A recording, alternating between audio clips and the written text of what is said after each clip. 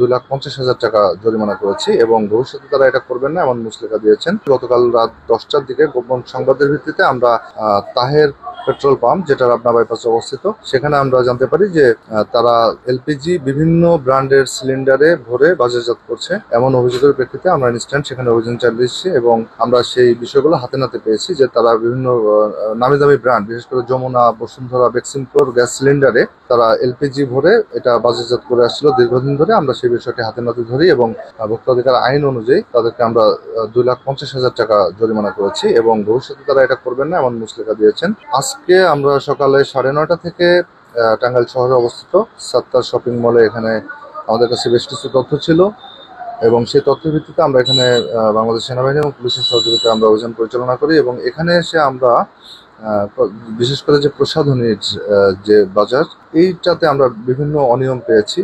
তারা বিভিন্ন দেশ থেকে যে ইম্পোর্টারের কথা বলে বিভিন্ন নিম্নমানের প্রসাধনী তারা এখানে সংগ্রহ করেছেন এবং বিক্রয়ের জন্য প্রদর্শন করেছেন। আমরা সেগুলো পেয়েছি। তারা আরো যেটা করেছেন যে এখানে তারা নিজেরা প্রাইস গান দিয়ে বিভিন্ন জায়গা থেকে আনা কসমেটিক্সের উপরে তারা এমআরপি নির্ধারণ করেছে নিজেরাই, যেটা তারা আইনত করতে পারেন না। তো আমরা এই সকল অনিয়ম পেয়েছি এবং এর পাশাপাশি যে বিভিন্ন সোর্স থেকে যে তারা পণ্যগুলো কিনেছেন, এগুলো আমরা কিন্তু তার এখনো পর্যন্ত কোনো প্রকার ক্রয় রসিদ এবং যে তারা বলছেন ইম্পোর্টার থেকে এনেছেন বিভিন্ন বিদেশি প্রোডাক্ট, এগুলো এখনো কোনো প্রমাণ পাইনি।